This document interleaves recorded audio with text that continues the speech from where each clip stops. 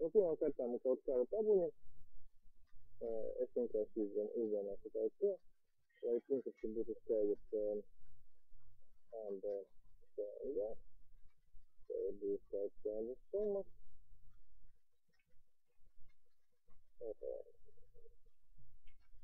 Nav jātaisa nekāda tabula, kas mums bija iepriekš, tad viņš te ir pagaidām nevajadzīgs, vienkārši ir stariņš, vai pirmā rinda un nākamās rindas satura vērtība.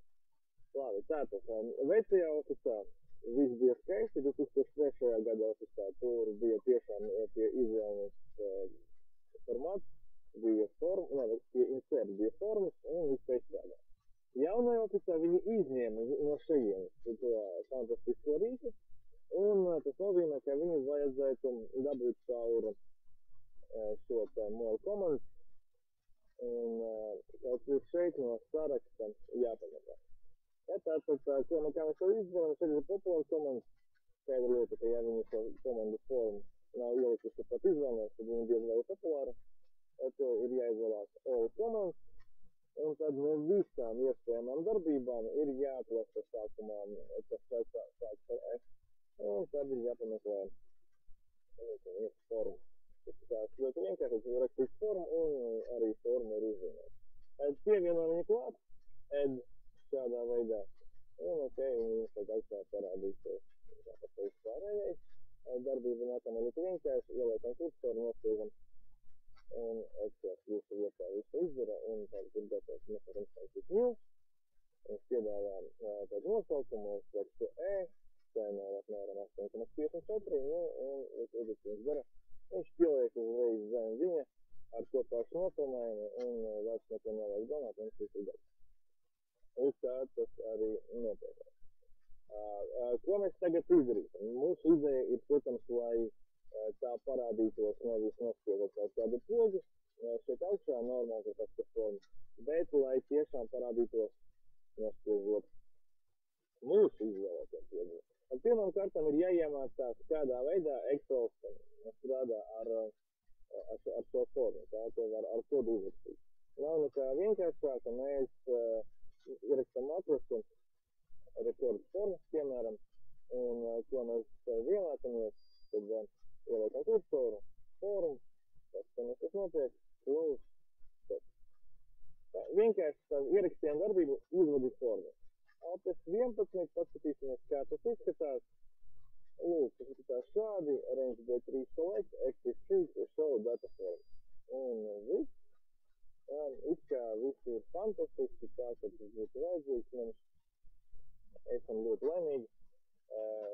Pārbaudīsim. Sign makro, mūsu programmiņu, palaižam, viņš nekļūda. Tas nepatīkamā lieta, bet viņš nekļūda. Mēs varam paskatīties, viņš kaut kur raksti iezīmēt to, ka viņš nesaprot un tā tālāk. Ja mēs pameklēsim Googlā, un Googlā meklēt vajag pēc šī teksta, vienkārši iemetīsim šo daļu tekstu Googlā, viņš jums pirmām kārtām izdos Microsoft mājaslapu, kurā ir paskaidros, ko šī kļūda nozīmē. Un ideja ir ļoti interesanta, ka, kad mēs strādājam caur šo podziņu, tad viss strādā labi, Excel mūs saprot tā, kā vajag. Bet, ja mēs sākam kaut ko programmēt, tad, diemžēl, viņam ir vajadzīgs nospējums vienīgais, ka šī tabula sākas pirmajā rindā un pirmajā kolonā. Ja tas tā ir, un mūsu apgabals B3 joprojām ir šeit, tabulā, tad tagad nospiežot šo pogu viss strādā. Vienkārši tāda slima vēlme ir šim te kodam, viņš grib strādāt tikai no pirmās rindas. Ja, un tātad, ja mums tas apmierina, tad visu labi, bet problēma ir tāda, ka vairākums no mums ir vairāk tabula, un šis tabulas atrodas nevis katra savā lapā, bet vienā lapā. Un tātad tas nozīmē, ka šo pogu var izsākt tikai vienai lietai. Un tas nav labi. Ko tad pateica Microsoft pašā lapā? Tā kā es minēju, viņš pateica, ka, ok, var arī būt savādāk. Bet tad ir jābūt tādam nosacījumam, ka šis apgabals, kuru jūs gribat parādīt kā formu, viņam jābūt nosauktam kā database. Vienkārši lūgums Atgādināšu jums, kad ir iespējams apgabalu kaut kādīgi nosaukt, nevis apgabalu C7, D12, ja, bet ar kaut kādu jums vajadzīgo nosaukumu, piemēram, kā to dara, atgādināšu arī formulās ir iespējams ieties define name, un šeit vienkārši raksta nosaukumu un database. Okay.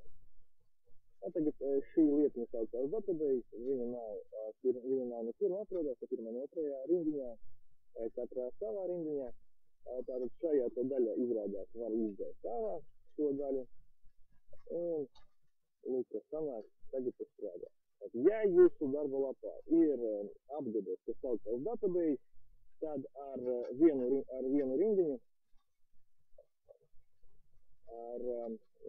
rindiņu Excel sheet show data form, viss ļoti skaisti tiek parādīts, no šīs lapas tiek paņemts database apgabals. Lūk tā. Nu, protams, ja mēs mazliet pielabosim šo kodu un uzrakstīsim šeit, tāds nomainīsim nosaukumu uz tabulu. Ja, tātad, ja mēs uzrakstīsim nevis Excel sheet, bet sheet tabula, konkrēti norādīsim, no kuras lapas ir jāņem tā forma, tad tagad mēs varam šo formu parādīt no jebkuras. Šeit, pievienojam šeit atrastu. Ja, un jau no šīs lapas, kura netiecās uz lapu tabula, tiek parādīta forma tā. Ja, un viss skaisti strādā, esam laimīgi. Lūk tā. Tātad viens paņēmiens, kā mēs varam izvēlēties jebkuru tabulu, ir tātad nevis tikai to, kas atrodās pirmā rindiņā, ir izmantot šo te define name un nosaucot šo lietiņu par database. Ja, tas ir database un jāatgadās. Lūk tā. Jums ir problēma ar to, ka ir tiešām vairākas tabulas, un ja jūs gribēsiet, piemēram, vēl kādu tabulu, lai tas parāda, jūs nevarēsiet viņu nosaukt par database, jo viņš vienkārši netiks kļūdnieks, nav iespējams, nosaukt, kā tas ir, un ja jūs, piemēram, nosaukt database 1, tad tas arī nedarbosies, jo vajag, lai būtu nosaukums database. Un ko tad darīt? Vienkārši risinājums, manuprāt, ir uztaisīt tā, lai izvēloties katru nākamo punktu, katru citu punktu, tas database nosaukums tiktu piešķirts tieši tai tabulai, kur jūs gribat, lai tas būtu piešķirts. Un ātrāk katru reizi parāda citu tabulu. Kā to izdarīt? Atkal. Protams, mēs nekā nezinām par kodiem, kuri kaut ko dara un tā tālāk. Tāpēc es jums atkal iesaku pirmām kārtām ierakstīt darbību record name select. Select. Un ideja ir tāda, ka ko mēs izdarīsim pirmkārt. Mēs iemācīsimies dzēst veco nosaukumu. Dalīt. Tāpēc jādzēs, jo nedrīkst būt divi database nosaukumi, tāpēc mums ir jāmāk dzēst iepriekšējo dalīt. Okay. Un tad ir jāiemācās vēl nosaukt, kā var nosaukt atbildēt. Tad ejam uz otru darbību un atkal saukam to database. Ja, un tad skatāmies uz kodu, kā tas skatās. Nu, lūk, šādi mēs redzam, kā tas strādā. Pirmā rindiņa ir ļoti vienkārša, active robots names database delete, to mēs esam sapratuši. Otra daļa izskatās līdz šādi. Ja, šādā veidā mēs varam piešķirt nosaukumu. Un divas šīs rindiņas ir atcīm redzams, nav pagaidām vajadzīgas, neko interesantu viņas nedara. Okay. Tagad jautājums, kā katru reizi pareizi norādīt apgabalu? Nu, un šeit mums palīgā nāk tā lietiņa, ka jums visas tabulas ir kaut kādā veidā nosauktas. Mums ir konkrēta nosaukuma tabulām, un, piemēram, ja man būtu divas, un,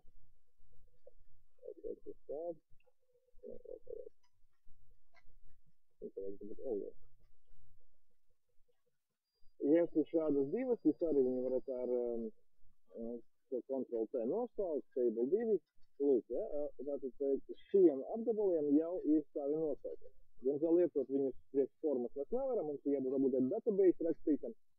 Tāpēc, ko mēs darām? Mēs mazliet pilnveidojam šo tekstu.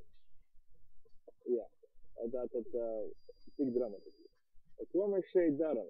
Mēs pasakam, ka, piemēram, esot šeit, ja, šo pogu nospiežot, es gribu redzēt